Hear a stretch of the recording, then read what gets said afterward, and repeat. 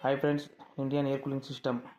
ಇವತ್ತು ಮಾರ್ನಿಂಗ್ ಒಂದು ಕಾಲ್ ಬಂದಿತ್ತು, ಅಟೆಂಡ್ ಮಾಡಿದ್ದೀನಿ. ನೋಡಿತ್ತು ಏನು ತೋರಿಸ್ತಾ ಇದ್ದೀನಲ್ಲ ಈ ಸಿ ಇದು ಗ್ಯಾಸ್ ಲೀಕ್ ಇದೆ. ಇದಕ್ಕಿಂತ ಮುಂಚೆ ಇಬ್ಬರು ಕಂಪ್ನಿಯವರು ಬಂದಿದ್ರಂತೆ, ಚೆಕ್ ಮಾಡಿ ಗ್ಯಾಸ್ ಫಿಲ್ ಮಾಡಿ ಹೋಗಿದ್ದಾರೆ.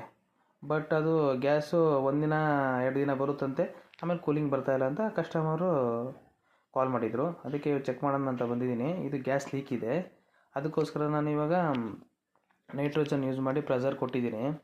ಪ್ರೆಷರ್ ಕೊಟ್ಟಾದ್ಮೇಲೆ ಗೊತ್ತಾಯಿತು ಔಟ್ಡೋರಲ್ಲಿ ಲೀಕ್ ಇಲ್ಲ, ಇಂಡೋರಲ್ಲಿ ಲೀಕ್ ಇದೆ ಅಂತ ಗೊತ್ತಾಯಿತು. ಆಮೇಲೆ ಇಂಡೋರಲ್ಲಿ ಕಂಪ್ಲೀಟ್ ಪ್ಯಾನಲ್ ರಿಮೂವ್ ಮಾಡಿ ಚೆಕ್ ಮಾಡಾದ್ಮೇಲೆ ಹಂಗೂ ಲೀಕ್ ಸಿಕ್ಕಿಲ್ಲ. ಆಮೇಲೆ ವಾಟ್ರಲ್ಲಿ ಡಿಪ್ ಮಾಡಿ ನೋಡ್ತೀನಿ, ಅದು ಇಂಡೋರ್ ಕಾಯಿಲಲ್ಲಿ ಲೀಕ್ ಇತ್ತು. ಅದಕ್ಕೋಸ್ಕರ ಇದು ಗ್ಯಾಸು ಎಷ್ಟೇ ಸರಿ ಫಿಲ್ ಮಾಡಿದ್ರು ಗ್ಯಾಸ್ ನಿಲ್ತಾ ಇರಲಿಲ್ಲ. ಇವಾಗ ಕರೆಕ್ಟಾಗಿ ಫೈಂಡ್ ಔಟ್ ಮಾಡಿ ಗ್ಯಾಸ್ ಫಿಲ್ ಮಾಡಿ ಕೊಟ್ಟಿದ್ದೀನಿ. ಅದಕ್ಕೋಸ್ಕರ ಯಾವುದೇ AC ಗ್ಯಾಸ್ ಪ್ರೆಷರ್ ಲೆವೆಲ್ ಕಮ್ಮಿ ಇತ್ತು ಅಂದರೆ ಲೀಕ್ ಟೆಸ್ಟ್ ಮಾಡಿಕೊಂಡು ಆಮೇಲೆ ಗ್ಯಾಸ್ ಫಿಲ್ ಮಾಡಿ. Thank you.